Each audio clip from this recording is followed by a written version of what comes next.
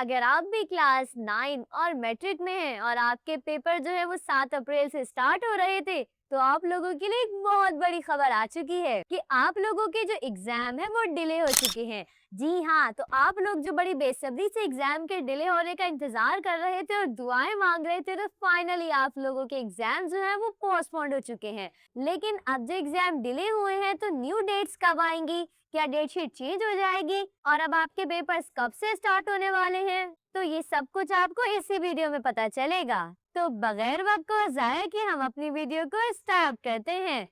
तो अस्सलामुअलैकुम dear students, तो कैसे हैं आप सब।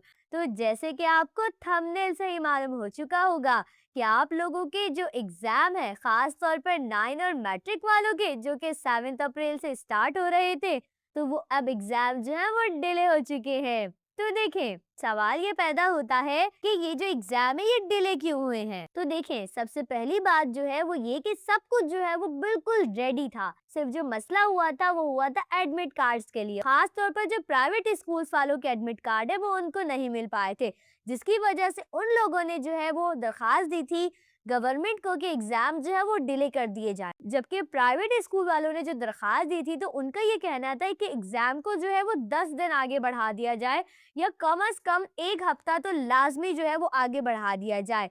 लेकिन बोर्ड ने ऐसा कुछ नहीं किया और बोर्ड वालों ने एग्जाम को सिर्फ और सिर्फ 3 दिन आगे बढ़ाया है। यानी कि जो एग्जाम आप लोगों के 7 अप्रैल से स्टार्ट होने थे, अब वो एग्जाम आपके जो है वो 10 अप्रैल यानी कि जुम्मे के दिन से स्टार्ट होंगे। तो बस ये 2 से 3 दिन का आपको गैप मिला है कि जो एग्जाम 7 अप्रैल से थे तो वो अब 10 अप्रैल से होंगे। लेकिन अब सवाल ये पैदा होता है कि क्या अब आप लोगों की जो डेट शीट है वो भी नई जारी की जाएगी या फिर जो पुरानी वाली डेट शीट है अब वही इस्तेमाल होगी।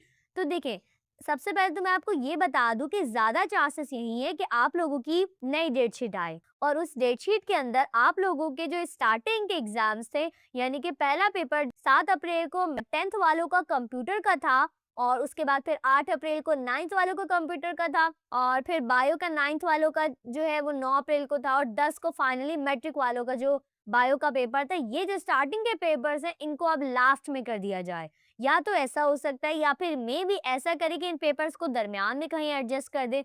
लेकिन ज्यादा चांसेस यही है कि इन पेपर्स को लास्ट में कर दिया जाए और अगर कहीं दरमियान में कहीं रद्द-बदल करनी हुई तो फिर एक डेट शीट में वो भी की जा सकती है। लेकिन एक बात याद रखिएगा कि अब आप लोगों को जो आपके एडमिट कार्ड्स मिलेंगे या जिन स्टूडेंट को एडमिट कार्ड मिल चुके हैं तो उनके एडमिट कार्ड्स वगैरह वही रहेंगे और उनके ऊपर जो सेंटर नेम मेंशन है, यानी कि आपका जो स्कूल पढ़ा है वो आपका वही रहेगा। वो आपके सेंटर या स्कूल वगैरह आपका कोई चेंज नहीं होगा। जहां आपको पेपर देने पहले जाना था वही जाना है।